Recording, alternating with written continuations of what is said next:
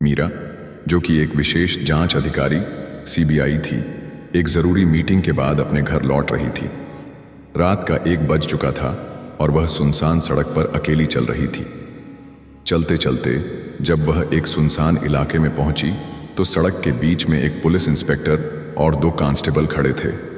जैसे ही एक खूबसूरत और जवान लड़की को रात के इस पहर अपनी तरफ आते देखा तो वे उसका बेसब्री से इंतजार करने लगे।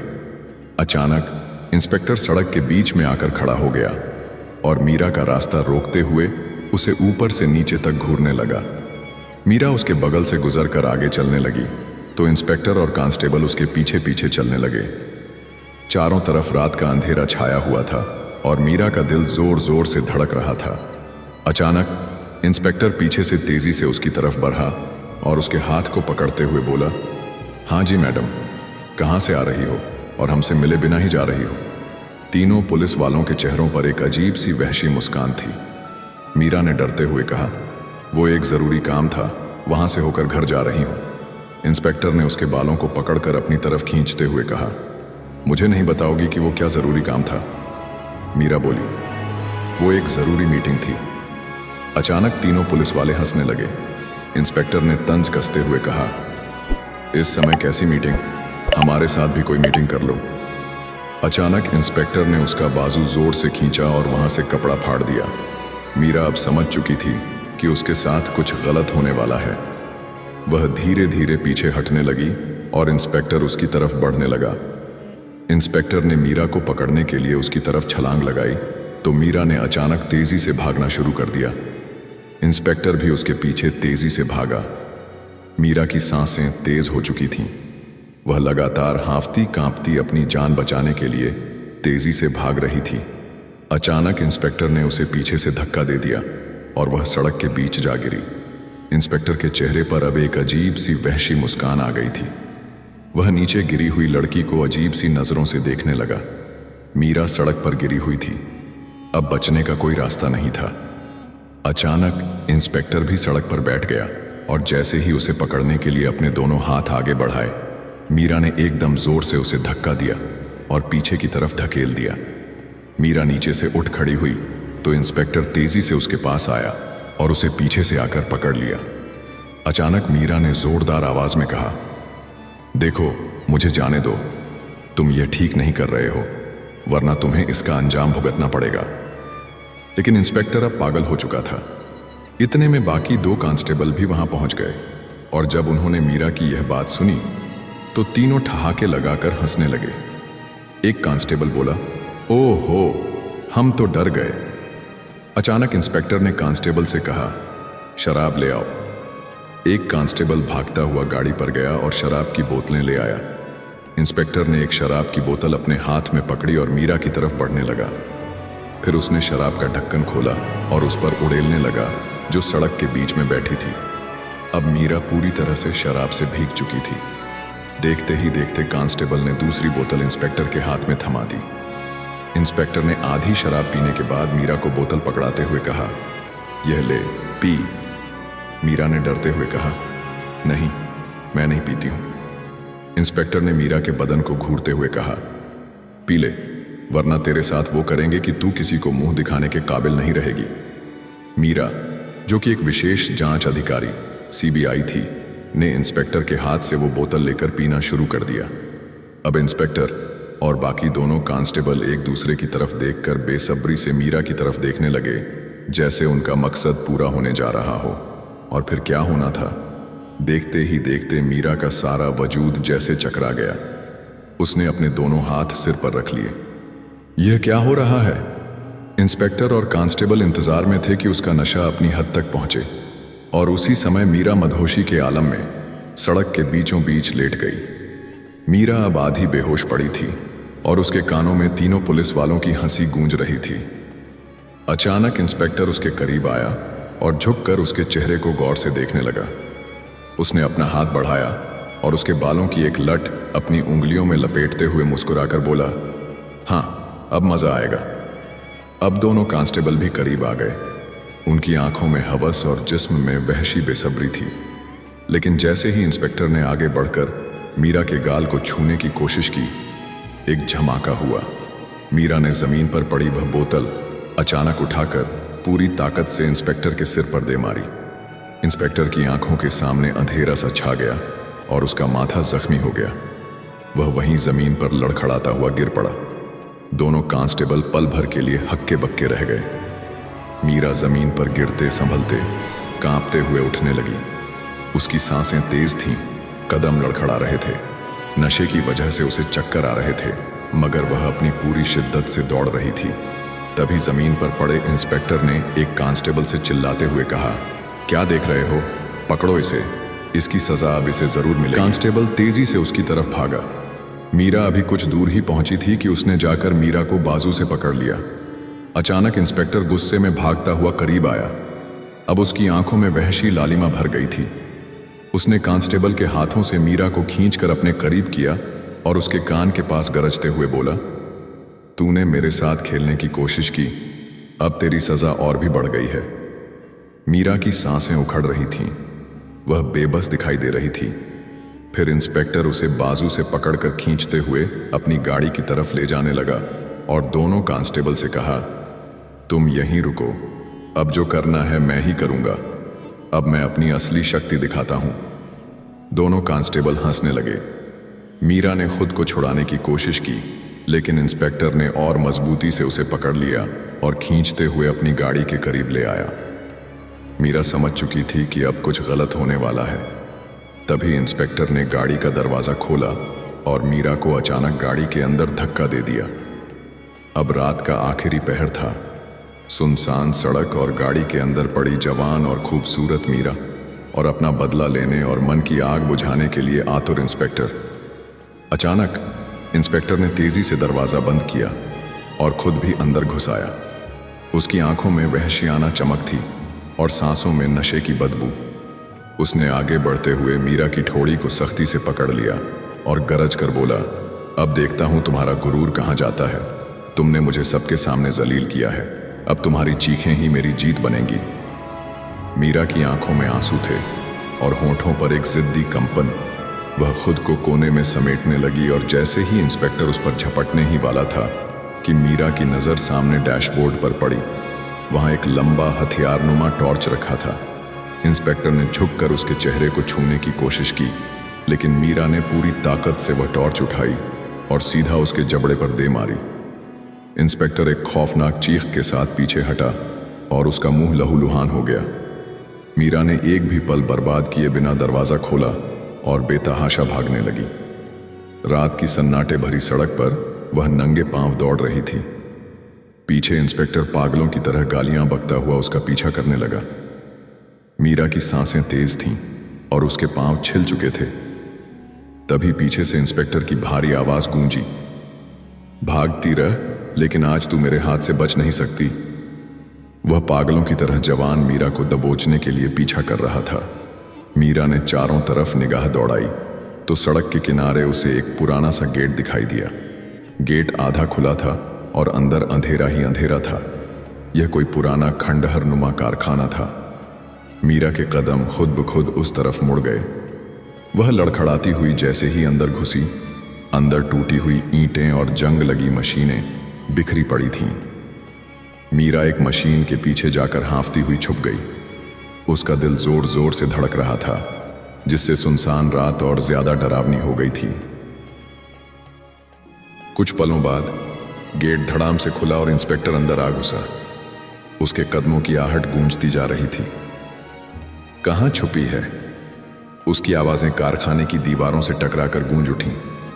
मीरा अपने होंठ दांतों में दबाए सांस रोके बैठी थी। इंस्पेक्टर धीरे धीरे कदम बढ़ाता हुआ अंधेरे में इधर उधर देख रहा था। तभी उसने नीचे से जंग लगी लोहे की छड़ उठा ली, जिसे वह जमीन पर रगड़ता हुआ आगे बढ़ने लगा। तभी अचानक एक आहट हुई। आवाज सुनकर इंस्पेक्टर जोर से हंसा। हाँ, तू बच नहीं सकती। आज यह अंधेरा कारखाना ही तुझे बर्बाद कर देगा। मीरा की आंखों से पसीना टपकने लगा। अचानक इंस्पेक्टर की नजर मशीन के पीछे गई तो वह मशीन के पीछे से होता हुआ चुपचाप आकर मीरा के पीछे बैठ गया और अचानक उसे कमर से पकड़ लिया। मीरा की सांसें अब तेज हो गई थीं, क्योंकि उसके पीछे इंस्पेक्टर बैठा था। अब मीरा समझ चुकी थी कि बचने का कोई रास्ता नहीं है। उसने एकदम अपना चेहरा इंस्पेक्टर की तरफ घुमाया और बोली, देखो, तुम यह सब ठीक नहीं कर रहे। जो तुम अब करने वाले हो उसका अंजाम तुम्हारे लिए बहुत बुरा होगा। कानून तुम्हें इसकी सजा देगा। इंस्पेक्टर हंसते हुए बोला, ए पागल लड़की, क्या तू अभी भी सोचती है कि मैं तुझे ऐसे ही जाने दूंगा? आखिर मैं एक इंस्पेक्टर हूं। कानून, हाँ, कानून वही है जो मैं चाहूं, और अभी इस वीरान जगह पर कोई तेरी चीखें सुनने वाला नहीं है। मीरा डरते डरते वहां से उठ खड़ी हुई। अब इंस्पेक्टर करीब आकर उसके जिस्म की खुशबू सूंघने लगा। अचानक मीरा ने एकदम इंस्पेक्टर को जोर से पीछे की तरफ धक्का दिया और कारखाने से बाहर निकल आई और तेजी से एक बार फिर दौड़ने लगी। लेकिन अभी वह कुछ दूर ही पहुंची थी कि सामने सड़क पर वहीं दोनों कांस्टेबल रास्ता रोककर उसके सामने खड़े थे। मीरा मुड़ी और दूसरी तरफ भागना चाहा तो वहां से इंस्पेक्टर भागता हुआ आ गया। अब एक तरफ 2 कांस्टेबल खड़े थे और दूसरी तरफ अपनी प्यास बुझाने और बदला लेने के लिए तैयार इंस्पेक्टर। मीरा के लिए अब सभी रास्ते बंद हो गए थे। उसने डरते डरते अपनी आंखें बंद कर लीं, दोनों हाथ अपनी आंखों पर रख लिए, जैसे अब वह हार मान चुकी हो, और फिर वहीं सड़क के बीच नीचे बैठ गई। इंस्पेक्टर ने जूते से जोर से सड़क पर मारते हुए भारी आवाज में कहा, उठो और चुपचाप खुद ही जाकर गाड़ी में लेट जाओ, वरना यहीं सड़क पर तेरा काम तमाम कर दूंगा। मीरा ने धड़कते दिल के साथ धीरे धीरे अपने हाथ आंखों से हटाए और कांपती आवाज में कहा, तुम लोग समझते हो कि तुम्हारे पास वर्दी है, इसलिए जो चाहो कर सकते हो, लेकिन याद रखना, जुल्म कभी हमेशा नहीं रहता।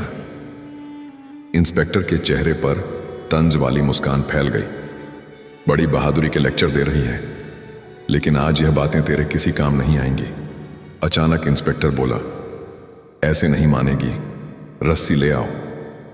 एक कांस्टेबल भागता हुआ गाड़ी से रस्सी का एक टुकड़ा निकाल कर ले आया। इंस्पेक्टर ने कहा, इसके हाथ पांव बांध दो। कांस्टेबल मीरा के पास बैठकर उसके हाथ पैर बांधने लगा तो मीरा ने सोचा कि अगर मैं बंध गई तो फिर बचने का कोई रास्ता नहीं होगा। अचानक उसने इंस्पेक्टर से कहा, अच्छा ठीक है, जो तुम चाहते हो मैं उसके लिए तैयार हूं। यह सुनकर इंस्पेक्टर और दोनों कांस्टेबल जोर जोर से हंसने लगे। फिर इंस्पेक्टर मीरा के करीब आया और उसे घूरते हुए बोला, शाबाश, अगर पहले ही मान जाती तो हमें इतना कुछ तुम्हारे साथ नहीं करना पड़ता। इंस्पेक्टर के करीब आते ही मीरा ने अपने चेहरे पर एक अजीब सा सुकून ला दिया, जैसे वह वास्तव में हार मान चुकी हो। दोनों कांस्टेबल भी ठहाके लगा रहे थे और पूरी तरह संतुष्ट थे कि अब यह लड़की उनके काबू में आ गई है। इंस्पेक्टर ने रस्सी कांस्टेबल के हाथ से लेते हुए कहा, अब तो खुद ही तैयार है, फिर रस्सी की जरूरत नहीं, बस सीधे गाड़ी में बैठ जाओ। अब मीरा इस सुनसान सड़क और अंधेरी रात में गाड़ी की तरफ चलने लगी। इंस्पेक्टर और दोनों कांस्टेबल भी अपना मकसद पूरा करने के लिए उसके पीछे पीछे बेसब्री से चलने लगे। गाड़ी के पास पहुंचते ही मीरा ने गाड़ी का दरवाजा खोला और फिर एकदम मुड़कर इंस्पेक्टर से बोली, देखो, मैं तुम्हारी बात मान तो रही हूं, लेकिन मैं तुम्हें यह एक बार फिर बता रही हूं कि इसका अंजाम तुम्हारे साथ बहुत बुरा होगा। इंस्पेक्टर खिलखिलाती मुस्कान के साथ बोला, हाँ, अंजाम, अब तेरा अंजाम हमारे हाथों में है, बाकी किसी अंजाम की फिक्र छोड़ दो। दोनों कांस्टेबल ठहाके लगाते हुए एक दूसरे की तरफ देखने लगे। मीरा ने धीरे धीरे कदम अंदर गाड़ी में रखा। इंस्पेक्टर ने झुककर उसके करीब होते हुए तंजिया अंदाज में कहा, शाबाश, बहुत अक्लमंद हो गई हो। और जैसे ही इंस्पेक्टर गाड़ी के अंदर प्रवेश करने लगा, उसी समय पीछे से एक और पुलिस जीप वहां आ गई। इंस्पेक्टर ने जब पुलिस जीप को देखा तो दरवाजा बंद करके जल्दी से उस जीप की तरफ चला आया। मीरा गाड़ी के अंदर ही थी। इंस्पेक्टर जाकर जीप में बैठे पुलिस वाले से बात करने लगा। इससे पहले कि मीरा बाहर निकलकर जीप के पास आती, जीप वहां से निकल गई। अब इंस्पेक्टर वापस गाड़ी की तरफ मुड़ रहा था। इतने में मीरा ने जल्दी से दरवाजा खोला और बाहर निकलकर इंस्पेक्टर के पास आकर उसका हाथ थाम कर बोली, हाँ, अब क्या हुआ? मीरा ने प्यार भरी निगाहों से उसकी तरफ देखा और उसे अपने गले से लगाते हुए कहा, मुझे बहुत भूख लगी है, पहले तुम मुझे कुछ खिला दो, इसके बाद मैं और तुम होंगे यहाँ, बस और कोई नहीं। इंस्पेक्टर के चेहरे पर एक मुस्कान सी आ गई। इंस्पेक्टर तुरंत अपनी गाड़ी की तरफ गया और गाड़ी से एक बर्गर निकालकर मीरा के हाथ में पकड़ा दिया। मीरा वहीं सड़क पर बैठ गई और बर्गर खाने लगी। इंस्पेक्टर, जो बेचैन हुआ खड़ा था, उसका सब्र नहीं हुआ तो उसने मीरा से कहा, जल्दी खाओ, वक्त नहीं है। मीरा ने अपने आप से कहा, लगता है अब इनसे ज्यादा रोकना संभव नहीं। अब मैं क्या करूं? फिर मीरा डरते डरते सड़क से खड़ी हुई। अंधेरी रात और सुनसान सड़क का सन्नाटा और भय पैदा कर रहा था। इंस्पेक्टर अब पूरी तरह से तैयार था। इंस्पेक्टर की आंखों में हवस भरी चमक थी और दोनों कांस्टेबल पीछे हंसते हुए फुसफुसा रहे थे। अचानक इंस्पेक्टर ने आगे बढ़कर मीरा के बाजू को मजबूती से पकड़ा और भारी सांस लेते हुए बोला, चलो, अब तमाशा बहुत हो गया, समय बर्बाद मत करो। मीरा ने एक पल के लिए अपने होठों पर अजीब सी मासूम मुस्कान ला दी, जैसे हार मान गई हो। उसने अपनी निगाहें इंस्पेक्टर की आंखों में डालते हुए धीरे से कहा, एक शर्त है। इंस्पेक्टर रुका। शर्त? मीरा प्यार भरी आवाज में धीरे से बोली, तुम्हें मुझ पर हाथ डालने से पहले अपनी आंखें बंद करनी होंगी। इंस्पेक्टर पहले तो चौंका, फिर ठहाका लगाकर हंस पड़ा। हाँ, यह भी कोई शर्त है? अच्छा, मान लेते हैं। अचानक मीरा इंस्पेक्टर के करीब आई और प्यार से उसका हाथ पकड़कर सड़क के एक कोने की तरफ ले जाने लगी। इंस्पेक्टर भी उसके साथ चलने लगा। मीरा थोड़ा आगे सड़क पर एक वीरान स्थान पर जाकर बोली, यहां ठीक है। इंस्पेक्टर एकदम हैरान होकर बोला, यहां कोई देख लेगा? मीरा ने इंस्पेक्टर को जोश दिलाते हुए कहा, तुम्हें किस चीज का डर है? आखिर तुम एक इंस्पेक्टर हो। इंस्पेक्टर भी जोश में आ गया और अपने गुरूर में बोला, हां, ठीक कहा। तुम्हें किस चीज का डर है भला? तुम यही कहती हो तो यही सही। इंस्पेक्टर गुरूर और जोश के नशे में मीरा के बिल्कुल करीब आया। अंधेरा और सन्नाटा चारों तरफ फैल चुका था। सिर्फ दूर से हवा के झोंके और कभी कभार कुत्तों के भौंकने की आवाज आ रही थी। मीरा ने बड़ी मासूमियत के साथ उसका हाथ अपने हाथों में थामा, जैसे वास्तव में हथियार डाल दिए हों। फिर मीरा ने इंस्पेक्टर से कहा, यहां नीचे सड़क पर लेट जाओ और अपनी आंखें बंद कर लो। इंस्पेक्टर मुस्कुराते हुए सड़क पर नीचे लेट गया।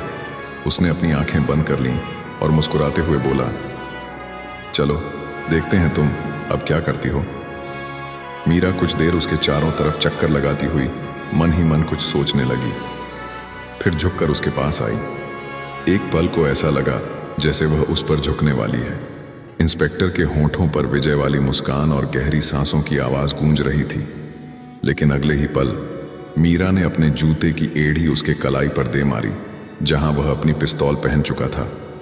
इंस्पेक्टर ने तड़प कर आंखें खोल दी, लेकिन उस समय तक मीरा ने उसकी बंदूक खींच ली थी। इंस्पेक्टर उठकर वहीं सड़क के बीच बैठ गया और बोला, यह क्या धोखा किया तुमने मेरे साथ? इसी समय मीरा को ख्याल आया कि उसका काम अभी पूरा नहीं हुआ है।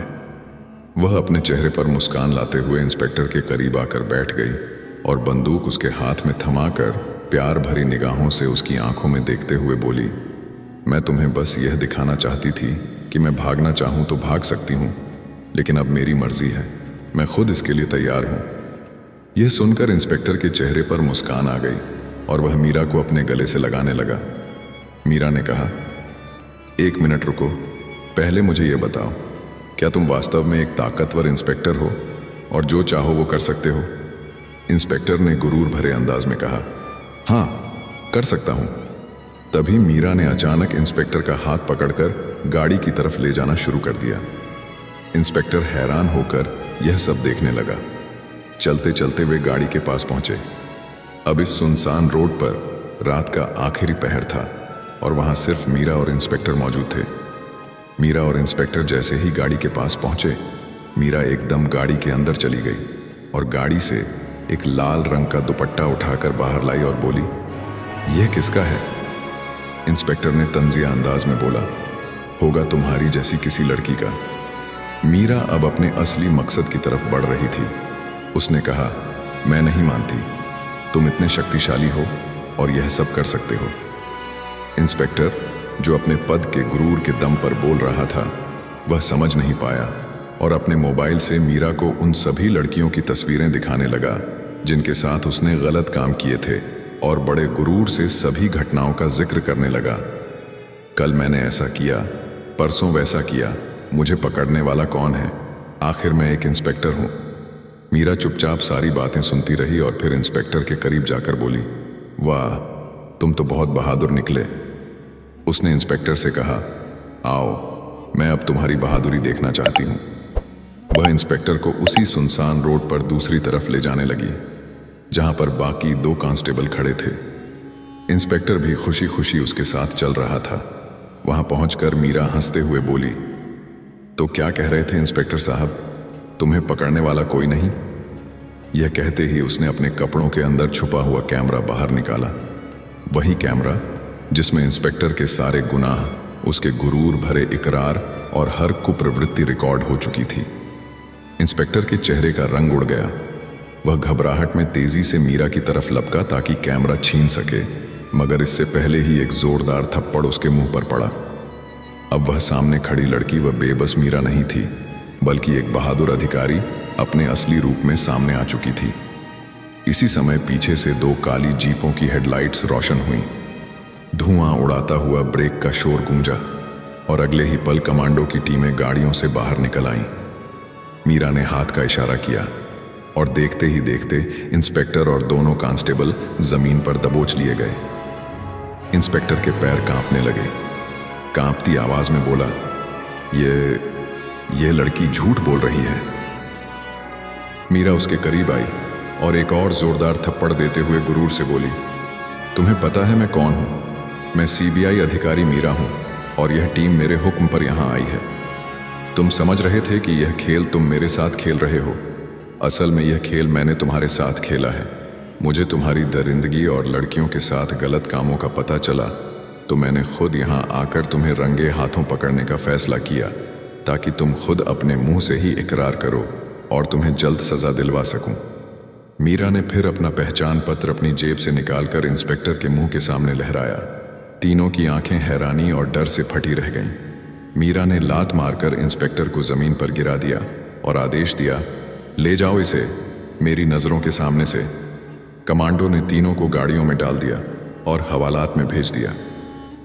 कुछ ही दिनों में अदालत में मुकदमा चला। मीरा ने कैमरे की रिकॉर्डिंग और सभी सबूत जज के सामने पेश कर दिए। इन पुख्ता सबूतों ने न्याय की राह आसान कर दी और अदालत ने इन दरिंदों को कड़ी से कड़ी सजा सुनाई। इस कहानी से हमें यह सीखने को मिलता है कि बुराई कितनी ही ताकतवर क्यों न हो, अंत में उसका अंजाम अपमान और बदनामी ही होता है। इंस्पेक्टर और उसके दोनों कांस्टेबल वर्षों से मासूम लड़कियों को अपनी हवस का शिकार बनाते रहे। सोचते थे कि कोई उनका कुछ नहीं बिगाड़ सकता। उनका गुरूर उन्हें अंधा कर गया था। इंस्पेक्टर को यह घमंड था कि वह सबके साथ खेल खेल रहा है, यहाँ तक कि मीरा को भी अपनी हवस का शिकार बना लेगा। लेकिन मीरा ने अपने मिशन और उद्देश्य के लिए यह सब सहा। वह जानती थी कि अगर उसने उनके पास जाकर सब कुछ अपने कैमरे में कैद न किया होता तो ये दरिंदे कभी बेनकाब न होते। इंस्पेक्टर यही सोचता रहा कि वह मीरा को पकड़ लेगा, मगर असली खेल वह नहीं खेल रहा था, बल्कि मीरा उसके साथ खेल रही थी। जब समय आया, मीरा ने अपना असली रूप, एक सीबीआई अधिकारी का चेहरा दुनिया के सामने दिखाया और जिसने दूसरों को वर्षों रुलाया था, वह खुद थप्पड़ों और लातों की मार खाते हुए कमांडो के हाथों जेल की सलाखों के पीछे पहुंच गया। इस अंजाम ने यह साबित कर दिया कि ताकत और पद का गलत इस्तेमाल इंसान को सिर्फ अस्थायी संतोष दे सकता है, पर हमेशा नहीं बचा सकता। अंत में सच्चाई और हिम्मत के सामने बुराई हार जाती है। सच्चाई हमेशा जीतती है, चाहे रास्ता कितना भी मुश्किल हो।